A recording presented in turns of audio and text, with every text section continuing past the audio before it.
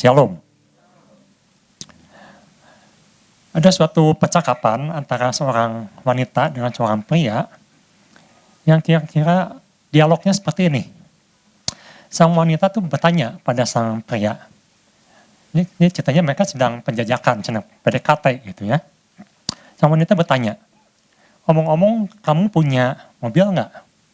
Sang cowok bilang, punya, saya punya Mercedes katanya, tipe G. Terus sang wanita tanya lagi, kamu punya rumah nggak? Dan sang pria bilang, oh ada, saya punya 2 villa dan 4 rumah. Besar lagi. Nah, lalu wanita semakin penasaran dan dia bertanya lagi, memangnya tabungan kamu ada berapa? Sang pria ini menjawab, ya kurang lebih sekitar 17 M lah. Nah, karena sang pria juga tertarik, dia menanya juga pada sang wanita, omong-omong kamu punya mobil juga? Sang wanita menjawab, oh punya, saya punya Rolls Royce. Kalau rumah bagaimana? Ya, udah gak ingat, kalau banyak, mungkin lebih dari 10. Omong-omong kalau tabungan kamu ada berapa? Mungkin 43 M ada. Nah, karena sudah tertarik, lalu dia tanya, kalau hobi kamu apa? Kata sang wanita. Sampai menjawab, hobi saya adalah bermimpi. Sang pria menanya pada sang wanita, kalau hobi kamu apa? Sang wanita menjawab, hobi saya adalah membual. Suatu percakapan yang menunjukkan seorang pemimpi dan seorang pembual. Dan dialog itulah yang terjadi. Kalau kita lihat, ada juga di Alkitab dicatat seorang pemimpi. Orang ini namanya Yusuf. Dia sering bermimpi. Bahkan dia menyampaikan mimpinya ini kepada saudara-saudaranya. Mimpinya bukan hal seperti yang tadi. Mungkin dianggap kecil hal yang tadi. Dia bermimpi menjadi raja. Menjadi seorang penguasa. Menjadi orang yang disembah. Itu mimpi yang dia dapatkan. Dan dia sampaikan kepada ayah, ibunya, saudara-saudaranya. Dan itu menimbulkan suatu ketidaksukaan kepada dirinya. Tapi yang menarik, apakah mimpi ini bisa dicapai atau digenapi dalam kehidupannya? Nah itu yang akan kita renungkan bersama-sama. Bagaimana dia menggenapi mimpinya ini? Mimpi yang Tuhan berikan. Apakah orang ini atau Yusuf ini hidup terus dalam mimpinya sepanjang hidupnya atau dia mendapatkan mimpinya itu. Pesan Tuhan berkata, jubah apa yang Anda kenakan saat ini? Apakah kita masih hidup dalam jubah mimpi kita? Jubah kebohongan kita? Seperti yang 2 orang tadi sedang mengadakan dialog. Yang satu hidup dalam jubah mimpinya. Yang satu hidup dalam jubah kebohongannya. Terus menerus hidup di sana. Kemarin kita sudah banyak belajar bahwa Yusuf bisa mencapai mimpinya karena ada jubah yang ditanggalkan. Ada jubah yang dibuang. Ada jubah yang diganti. Dan dia mengalami banyak jubah-jubah lainnya juga sehingga hidupnya berubah. Hidupnya boleh menggenapi apa yang Tuhan inginkan dalam hidupnya. Nah, pesan Tuhan mengatakan, pesan ini bukan soal apakah kita sudah melayani atau tidak, tetapi ada satu tujuan Tuhan ketika menyampaikan jubah apa yang sedang kita pakaikan saat ini. Apakah kita sudah memakai seperti yang jubah yang Yusuf pakai? Kita lihat dasar firman-Nya di Kejadian pasal 41 ayat 42. Di situ dikatakan, sesudah itu Firaun menanggalkan cincin meterainya dari jarinya dan mengenakannya pada jari Yusuf. Nah ini menjadi inti pesan. Dipakaikannya lah kepada Yusuf pakaian daripada kain halus, digantungannya kalung emas pada lehernya. Ada pakaian baru yang dipakaikan pada Yusuf, bukan pakaian penjara lagi. Kemudian Bapak Gembala sudah sampaikan, ada hal-hal yang perlu ditinggalkan, ada hal-hal yang perlu dikenakan, sesuatu yang baru. Kita sudah sering sekali mendengar cerita tentang Yusuf ini, tetapi kemarin ketika Bapak Gembala membawakan tentang Yusuf ini, ada satu insight yang baru yang saya dapatkan. Sesuatu yang belum pernah saya dengar, tetapi sesuatu yang menyadarkan bahwa jangan-jangan kita ini masih memakai jubah yang lama. jubah-jubah yang sudah bau, jubah-jubah yang sudah rusuh.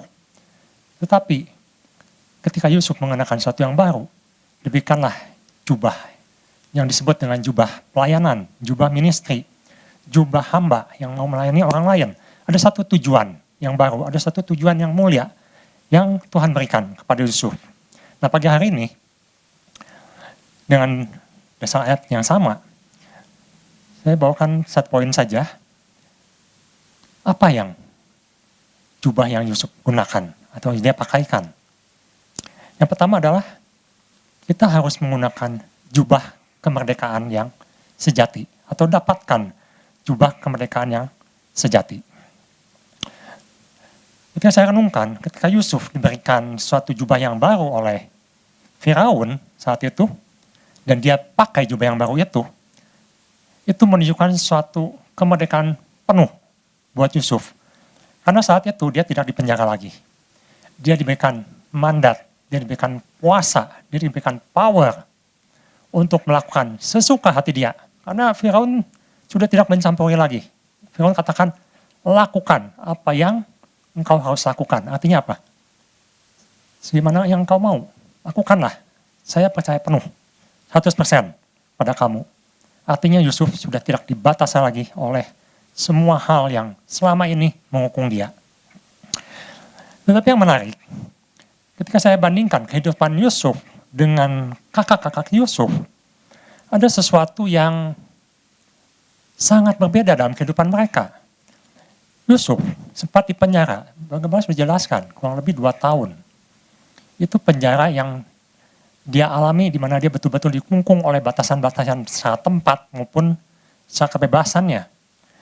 Tetapi ketika saya lihat kakak-kakak Yusuf, ini sebenarnya jangan-jangan jubah ini yang sedang kita masih pakai, sedang kita lakukan. Kita terpenjara oleh jubah yang masih dipakai di mana bukan dibatasi oleh ruang, tetapi itu adalah sesuatu jubah yang mengikat, yang membuat selalu menuduh, mengintimidasi. Kita lihat di Kejadian 50, ayat 15 sampai 17. Berapa lama kakak-kakak Yusuf ini dipenjara oleh jubah yang mereka pakai. Kejadian 50, ayat 15 sampai 17. Di situ dikatakan, ketika saudara-saudara Yusuf melihat bahwa ayah mereka telah mati, berkatalah mereka, boleh jadi Yusuf akan mendendam kita dan membalaskan sepenuhnya pada kita segala kejahatan yang telah kita lakukan kepadanya. Kapan perkataan ini disampaikan? Ketika Yakub telah mati atau telah meninggal. Tentang waktu yang cukup lama, karena Yakub cukup lama hidup di Mesir. Dan ketika Yusuf dibuang ke Mesir atau dijual ke Mesir, itu ada rentang waktu 13 tahun atau hampir 17 tahun. Ditambah kehidupan Yakub di Mesir, mungkin masih 30 tahun lebih. Berpuluh-puluh tahun, maksud saya berpuluh-puluh tahun mereka simpan tuduhan-tuduhan ini, intimidasi-intimidasi ini. Bahkan kalau kita sedikit mundur, di Kejadian pasal 42 ayat 21, kita akan lihat bahwa selalu ada tuduhan-tuduhan dalam kehidupan mereka. Ada tekanan-tekanan yang mereka dapatkan akibat dosa yang mereka lakukan. Mereka selalu berkata, jangan-jangan semua ini karena dosa yang kita lakukan. Jangan-jangan ini adalah dosa yang kita lakukan pada adik kita. Kejadian pasal 42 ayat 21, di situ dikatakan, mereka berkata pada seorang kepada yang lain, betul-betullah kita menanggung akibat dosa kita terhadap adik kita. Jadi ternyata kalau Yusuf dipenjara selama 2 tahun, dan kemudian dia dibebaskan, mendapat kemerdekaan penuh, kakak-kakaknya belum merdeka. Kakak-kakaknya masih diikat oleh ketakutan-ketakutan, diikat oleh tuduhan-tuduhan akibat dosa yang dilakukan. Nah, ini menjadi satu yang menarik. Kita renungkan bagaimana Yusuf bisa keluar, bagaimana Yusuf bisa bebas, bagaimana Yusuf bisa merdeka. Jawabannya karena dia mengenakan satu pakaian yang baru, suatu jubah kemerdekaan yang dia pakai. Suatu jubah yang membuat dia bisa memberikan satu pengampunan. Ada kasih. Suatu jubah yang membuat dia sadar ada satu tugas yang harus dia lakukan. Nah, saya sebut ini jubah adalah jubah yang Yusuf lah, pakaiannya adalah jubah Kristus. Kita sedikit lihat di Perjanjian Baru, Roma pasal 13 ayat 14. Roma pasal 13 ayat 14. Di situ Paulus mengatakan bahwa sebenarnya orang percaya itu sekarang ini adalah sudah mengenakan sesuatu yang baru. Tetapi kenakanlah Tuhan Yesus Kristus sebagai perlengkapan senjata terang. Dan janganlah merawat tubuhmu untuk memuaskan keinginannya. Jadi Paulus ini mengatakan ada dua hal. Pertama, kenakan, pakai. Di sini dipakaikan apa? Suatu jubah, yaitu jubah itu sendiri adalah Kristus itu sendiri. Dan yang kedua, Paulus mengingatkan bahwa jangan lagi merawat tubuh atau terikat dengan sesuatu hal-hal yang duniawi. Ketika seorang mengenakan Kristus, di sini sangat menarik. Karena di Galatia pasal 3 ayat 27, di situ juga Paulus menggunakan kata yang sama, yaitu kenakanlah Kristus. Jadi Kristus itu adalah satu jubah yang harus dipakai, dan cara memakainya sangat menarik. Kalau orang Yahudi memakai pakaian atau jubah, baju, ada baju luar, ada baju dalam. Jubah yang luar itu menutupi semua badan dia. Jadi mulai lengan, kaki, tertutup semua. Jadi seperti jubah yang panjang. Dan di situ Paulus menggunakan kata enduo. Kata enduo ini artinya sink into atau terbungkus sepenuhnya. Jadi jubah ini harus membungkus seluruhnya. Bukan hanya dipakai sebagian, dipakai setengah-setengah, tapi dipakai untuk menutupi semuanya. Suatu jubah yang harus dipakai sempurna, dipakai dengan sungguh-sungguh, dan kita ada di dalamnya. Jadi jubah ini menutupi diri kita. Dan saya lihat ini yang Yusuf lakukan. Mengapa saya katakan Yusuf menggunakan jubah Kristus? Ibu Bapak mungkin masih ingat bagaimana powerfulnya jubah Yesus itu. Nanti Ibu Bapak bisa baca, catat saja di Markus 5 ayat 28, Markus 6 ayat 56, ada seorang perempuan yang pendarahan 12 tahun. Dan 12 tahun, tidak bisa sembuh. Kemana-mana, sudah ganti dokter, tidak bisa sembuh. Dia menjadi seorang yang najis. Tetapi dia berkata pada dirinya, asal aku jamah saja. Jamah siapa? Jamah jubahnya saja. Jubah Yesus, maka aku akan sembuh. Ini melambangkan atau menggambarkan ada kuasa kesembuhan ketika seorang menjamah jubah Yesus. Apalagi kalau dipakai jubah Yesus itu, ada kuasa kesembuhan. Saya lihat Yusuf mengalami suatu kesembuhan dalam dirinya. Bayangkan seorang dijual jadi budak, berpuluh tahun, menderita, dituduh, dipenjara. Bagaimana seorang tidak sakit hati, bagaimana seorang tidak ingin balas dendam. Tetapi apa yang Yusuf katakan? Saya lihat dalam kehidupannya, ketika dia punya anak, dia memberikan anaknya namanya Manasye. Manasye artinya Allah telah membuat aku lupa. Sudah tidak ingat lagi penderitaannya. Sudah tidak ingat lagi dendamnya. Sudah tidak ingat lagi bahwa ia pernah disakiti. Aku sudah lupa. Aku sudah melupakan semua masalahku. Aku sudah melupakan. Aku sudah mengampuni. Jadi balas dendam ini memang sering membuat seseorang hidup di dalamnya. Hidup dalam keinginan untuk membalas. Ya, kita tidak tahu siapa yang menyakiti kita. Mungkin bisa pasangan, bisa teman baik, bisa pejabat atau orang yang di atas kita, bisa bos kita, atau bahkan bisa orang yang kita anggap seorang panutan, bisa menyakiti kita. Dan itu terus-menerus menyakiti kita. Tapi lihat Yusuf bisa melepaskan. Dia bisa melupakan, karena dia menggunakan jubah Kristus. Dalam Alkitab ada seorang yang selalu menggunakan jubah untuk membalas dendam. Namanya Haman. Kita lihat bagaimana seorang yang hidup selalu dalam dendam. Dia fokuskan semua kehidupannya hanya untuk membalas dendam. Untuk membalas, menyakiti. Itu yang dilakukan Haman. Karena itu kadang-kadang saya suka pikir aneh juga ya. Kalau ada orang suka nonton film silat misalnya. Saya punya kerabat atau saudara yang senang sekali nonton film silat. Padahal kalau film silat itu ceritanya sangat simpel, isinya cuma balas dendam. Balas dendam, balas dendam, hanya itu ceritanya. Dan itu yang dilakukan Haman. Tetapi Yusuf berbeda, dia katakan aku sudah lupa, sudah selesai. Bukankah itu yang Yesus juga katakan di kayu salib? Sudah selesai. Sudah selesai apa di sini? Selesai. Jangan terintimidasi lagi, jangan membalas dendam lagi, jangan sakit lagi. Semuanya sudah selesai.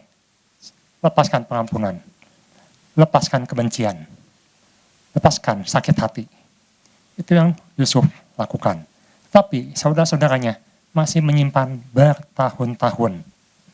Apakah kita ingin hidup seperti saudara-saudara Yusuf ini? Berpuluh-puluh tahun disimpan, dituduh, diintimidasi. Jadi siapa yang hidup dalam penjara? Yusuf atau saudara-saudaranya? Yusuf hanya 2 tahun. Kakak-kakaknya berpuluh-puluh tahun hidup di sana. Dan ini yang tidak kita inginkan. Tuhan katakan, jubah apa yang kau pakai? Apa masih jubah itu? Jubah kebohongan-kebohongan, jubah penderitaan, jubah ketakutan, jubah intimidasi. Dalam Wahyu pasal 19 ayat 13, di situ dikatakan ketika semua orang percaya, nanti suatu hari di surga Tuhan berikan satu jubah yang baru. Suatu jubah kehidupan, suatu jubah keselamatan, suatu jubah kemuliaan. Wahyu 19 ayat 13. Dan ia memakai jubah yang telah dicelup dalam darah, dan namanya ialah firman Allah. Kita lanjutkan. Ayat selanjutnya. Dan semua pasukan di surga mengikuti dia. Mereka menunggang kuda putih dan memakai lenan halus yang putih bersih. Memakai lenan halus yang putih bersih. Suatu jubah kehidupan, jubah kemuliaan. Itu yang Yusuf dapatkan. Jubah kemuliaan. Jubah yang membuat dia melupakan semua masalahnya. Yang apa masa lalunya. Jadi dia tidak mau terikat lagi dengan masa lalu dia. Dia memandang ke depan. Kalau kita perhatikan, ketika Firaun memberikan suatu tugas pada Yusuf, kita lihat di Kejadian pasal 45, ayat 7-8, ada satu kata yang menarik di sini. Kejadian 45, ayat 7-8. Maka Allah telah menyuruh aku mendahului kamu untuk menjamin kelanjutan keturunanmu di bumi ini dan untuk memelihara hidupmu sehingga sebagian besar daripadamu tertolong. Nah ayat 8, jadi bukanlah kamu yang menyuruh aku, tetapi Allah, dialah yang telah mendapatkan aku sebagai bapa bagi Firaun dan tuan atas seluruh istananya dan sebagai kuasa atas seluruh tanah Mesir. Terjemahan lain mengatakan Allah yang mengutus aku. Kata mengutus dalam terjemahan Septuaginta, atau dalam bahasa Yunaninya ditulis dengan kata apostolos. Yusuf diutus, apostolos. Apostolos ini kata yang sering dipakai untuk menunjukkan seorang rasul. Seperti Paulus misalnya. Dia adalah seorang apostolos, orang yang diutus Tuhan. Dan Yusuf menggunakan kata ini, aku telah diutus Tuhan. Untuk apa? Untuk memberkati kamu, untuk memelihara kamu, untuk menjadikan kamu menjadi satu bangsa yang besar. Ada misi yang diberikan oleh Tuhan kepada Yusuf. Jadi Yusuf telah mencapai suatu tingkatan yang lebih tinggi lagi. Ketika dia menggunakan Kristus, jubah Kristus, bukan hanya pengampunan yang diberikan, bukan hanya kelepasan, bukan hanya kasih yang diberikan, tapi dia mendapatkan suatu visi, yaitu tugas yang Tuhan berikan padanya. Dia diutus oleh Tuhan. Ini menunjukkan bahwa setiap orang percaya sebenarnya kita ini adalah apostolos. Kita ini adalah orang-orang yang diutus Tuhan.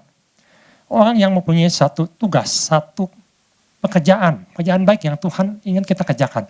Bukan hanya untuk meratapi nasib. Bukan hanya untuk mengeluh. Bukan hanya untuk hidup dalam suatu penjara. Di mana kita tidak melakukan apa yang Tuhan suruhkan, tetapi hanya nyaman dalam keadaan tertuduh. Dalam keadaan tertindas. Bukankah itu yang iblis lakukan? Mengintimidasi, menindas, menekan. Supaya orang Kristen, orang percaya tidak bergerak. Diam terus di situ. Jubahnya tidak diganti. Masih nyaman dengan jubah yang lama. Tidak mau menggunakan jubah kemerdekaan. Baik, kita akan lihat apa yang Yusuf lakukan setelah dia mendapatkan jubah kemerdekaan ini. Jubah kemerdekaan ini adalah jubah yang menunjukkan bahwa di dalam Kristus kita harus terus maju di dalam Tuhan. Kalau dalam teologi ada yang namanya justification atau suatu status atau suatu keberadaan di mana kita dibenarkan oleh Tuhan sebagai orang-orang benar. Dia angkat anak. Tetapi dalam kehidupan ada yang namanya sanctification atau yang tadi Paulus katakan dengan kata enduo atau hidup di dalam Kristus itu harus terus disempurnakan. Artinya harus terus-menerus dilakukan. Kekudusan harus terus dilakukan. Pekerjaan Tuhan harus terus-menerus dilakukan. Suatu perjalanan hidup. Dan Yusuf melakukannya dalam kehidupannya. Dia genapi apa yang Tuhan rencanakan dalam hidupnya. Dia mendapatkan mimpi dan mimpinya itu digenapi dalam hidupnya. Apa yang terjadi dengan kakak-kakak Yusuf? Mereka tidak mendapatkan apa yang disebut dalam Ibrani 4 ayat 16. Mereka tidak mendapatkan keberanian untuk menghadap tahta Allah. Untuk kenapa? Untuk dapat lepas dari semua tekanan-tekanan yang mereka dapatkan. Tuhan katakan, kita lihat di Ibrani pasal 4 ayat 16, bahwa kita harus punya keberanian untuk menghadap tahta Allah, untuk menerima pengampunan, untuk menerima kelepasan. Ibrani pasal 4 ayat 16. Ini ada suatu fasilitas atau suatu hak istimewa yang Tuhan berikan. Sebab itu marilah kita dengan penuh keberanian menghampiri tahta kasih karunia supaya kita menerima rahmat dan menemukan kasih karunia untuk mendapat pertolongan kita pada waktunya. Ada kasih karunia yang Tuhan sudah berikan pada anak-anaknya. Ketika seorang tidak mau datang pada Tuhan, minta ampun, meminta kelepasan, itu sangat disayangkan. Karena sama seperti kakak-kakak Yusuf yang tidak mau meminta pengampunan, tidak mau meminta kelepasan, dipegang terus, dipakai terus berpuluh-puluh tahun. Tetapi Tuhan sudah menyediakan fasilitasnya. Pakai pakaian Kristus. Di situ ada pengampunan, ada penerimaan, ada kasih yang diberikan. Dan di sini, sebagai orang percaya saya lihat bahwa Yesaya pasal 61 ayat 3, kita juga diberikan satu jubah lain. Ada satu jubah yang membuat kita bisa memuji Tuhan, bisa mengagungkan Tuhan. Yesaya pasal 61 ayat 3, di situ memakai kata jubah juga. Dalam bahasa Indonesia mungkin kurang jelas, tetapi dalam terjemahan NIV dibilang bahwa orang percaya itu, dia harus menggunakan garment of praise atau pakaian pujian. Dan atau mantle of praise, suatu jubah yang membuat orang percaya bisa mensyukuri, bisa memuji Tuhan. Seperti Yusuf, bisa memuji Tuhan. Dia katakan Allah yang mengutus aku, bukan kamu. Allah yang mengutus aku untuk suatu pekerjaan yang baik. Dan dia bersyukur untuk segala sesuatu yang dia lalui. Karena dengannya dia menggenapi semua rencana Tuhan dalam hidupnya. Dan juga ada satu peringatan di sini yang sebenarnya Tuhan Yesus pernah katakan, bagaimana seseorang bila sudah punya pakaian yang baru, dia tetap memakai yang lama, dia cenderung untuk memakai yang lama, tapi dia tambal, ditutup. Tuhan tidak ingin seperti itu. Tuhan ingin kita ganti pakaian itu. Jangan tambal sulam. Matius pasal 9 ayat 16, di situ Yesus sendiri mengatakan, bagaimana bisa memakai pakaian yang sudah sobek, ditambal, tetap akan sobek lagi, akan rusak lagi. Matius pasal 9 ayat 16. Tidak seorang pun menabalkan secari kain yang belum susut pada baju yang tua. Karena jika demikian, kain penambal itu akan mencabik baju itu, lalu makin besarlah koyaknya. Jadi Tuhan tidak menyuruh Yusuf memakai pakaian lama, ditambal, pakai pakaian yang baru yang diberikan. Bukan seperti itu, tetapi ganti dengan yang baru, seluruhnya baru. Sehingga yang lama itu tidak merusak yang baru. Kadang-kadang kita masih sayang dengan yang lama. Kita masih nyaman dengan yang lama. Bahkan sesuatu yang harusnya sudah dibuang, dilupakan, kita masih simpan-simpan. Kadang-kadang orang masih mengucapkan, gara-gara dia, aku jadi begini. Saya pernah mendengar seorang teman mengatakan, kok percaya nggak? Ibu ini waktu itu pernah disakiti oleh adiknya, adik kandung. Termasuk diambil atau ditipu uangnya. Itu kejadiannya sudah 30-40 tahun yang lalu. Tapi ketika dia mau meninggal, masih bilang, saya tuh dulu ditipu sama adik saya. Disimpan sampai mau meninggal. Coba Anda bayangkan. Ditambal sulam, tambal sulam, tambal sulam, tetap sobek. Tidak bisa utuh. Karena dia masih simpan pakaiannya. Dia masih pakai pakaiannya. Berpuluh-puluh tahun. Bahkan katanya, orangnya juga udah meninggal. Sudah 20 tahun yang lalu meninggal. Orang yang menipunya juga. Anda bisa bayangkan bagaimana, apakah kita mau hidup seperti itu? Sampai meninggal. Akhirnya bukannya mendapatkan sesuatu yang indah, malah dibawa sampai mati. Jangan menambal pakaian yang lama dengan pakaian yang baru, percuma. Dan di sini saya lihat bahwa Yusuf mendapatkan panggilannya. Dia diutus Tuhan. Apostolos. Ibrani pasal 1 ayat 12. Bagaimana Yusuf bisa memandang ke depan? Yusuf tidak melihat lagi ke belakang. Dia lupakan. Dia memandang ke depan. Kolose 3 ayat 1 dan 2. Di sini Tuhan mengatakan jika seseorang sudah dalam Tuhan, maka dia jangan melihat ke belakang lagi. Karena itu, kalau kamu dibangkitkan bersama dengan Kristus, carilah perkara yang di atas. Di mana Kristus ada? Duduk di sebelah kanan Allah. Jangan cari perkara-perkara lagi yang fana. Bukannya kita tidak butuh, tapi Tuhan mengajak kita untuk melihat suatu perkara yang lebih tinggi. Sama seperti Yusuf. Dia sudah tidak mempersoalkan lagi penderitaan dia. Dia sudah tidak mempersoalkan lagi siapa yang menyakiti dia. Dia sudah buang. Jubah sudah dilepaskan. Jubah penjara sudah dilepaskan. Dia pakai pakaian baru. Dia melihat rencana Tuhan. Apa yang Tuhan ingin dia lakukan untuk bangsanya, untuk keluarganya. Dan itu yang menjadi doa kita di pagi hari ini. Biar Tuhan berikan visinya, tuntunannya, seperti yang kita dapatkan di minggu ini. Kita buang jubah yang lama, kita pakai yang baru, kita lihat ke depan. Lihat visi Tuhan, panggilan Tuhan dalam hidup kita. Dan biarlah Tuhan beri kekuatan, tetap semangat dalam Tuhan. Tuhan Yesus memberkati.